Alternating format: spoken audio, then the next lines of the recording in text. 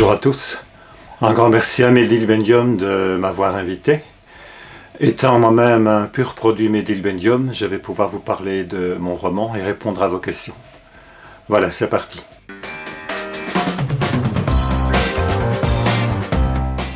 En quoi ce polar est-il différent des autres ? Oula, voilà une très bonne question. Je pense que mon intrigue est originale parce qu'on sort du schéma conventionnel du roman policier. Dès la première ligne, mon héros Rafa se retrouve avec un cadavre sur le dos. Il s'est fait piéger par une femme dont il est amoureux. Tout semble donc l'accuser. En plus, il a été filmé, donc il est très mal embarqué. Dans le cas présent, tout l'intérêt de l'intrigue consiste à savoir comment il va s'en tirer. Il dispose d'ailleurs de très peu de moyens, n'étant pas enquêteur lui-même. Il va juste pouvoir compter sur son ami Yannick, qui est un véritable expert des données informatiques. Mais est-ce que ça va être suffisant ?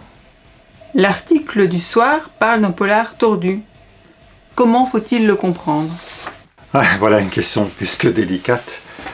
Évidemment, j'étais très heureux de découvrir cet article dans Le Soir. J'avoue que je suis resté très longtemps perplexe devant l'adjectif tordu. C'est clair que le journaliste cherchait un titre accrocheur, mais il fallait creuser plus loin.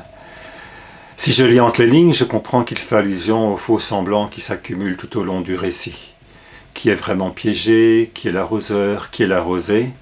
Il y a pas mal de rebondissements, de retournements de situation. Mais le titre complet de l'article, c'est un polar tordu et enlevé.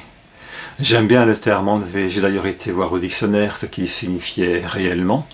L'exemple qui est donné, c'est celui d'un morceau de musique qui est exécuté avec brio, sans temps mort. Si je me permets d'appliquer ce terme à mon ouvrage, je dirais qu'il s'agit d'un roman habilement construit, dans lequel tous les événements s'enchaînent, sans aucun temps mort. Quelles sont les qualités de ce roman ? Le premier atout de mon roman, c'est la montée du suspense et les nombreux retournements de situation qui jalonnent le récit quasiment jusqu'à la dernière ligne. Je pense que le récit est vraiment palpitant. Le deuxième atout du roman, c'est la pertinence des personnages qui sont spécialement attachants. Le lecteur sympathise très vite avec eux et se fait un réel plaisir de les retrouver page après page. Enfin, je pense qu'il ne faut pas négliger non plus le fait que le récit est rempli d'humour. Sur Babelio, une lectrice a écrit que certains passages ont carrément fait éclater de rire, ce qui n'est pas si fréquent et qui fait du bien en ces moments plus difficiles. Ce serait donc un roman qu'il faut lire absolument ?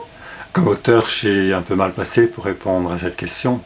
Il y a des dizaines de romans qui sortent chaque jour. Pourquoi lire mon roman plutôt qu'un autre ? C'est le lecteur qui reste maître du jeu.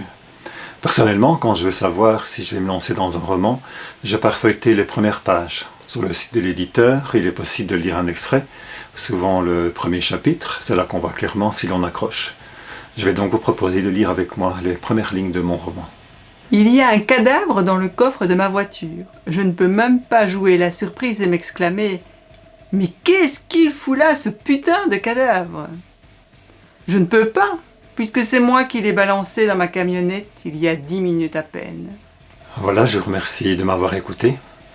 Au plaisir d'une prochaine rencontre, qui sait, à travers les pages de mon roman.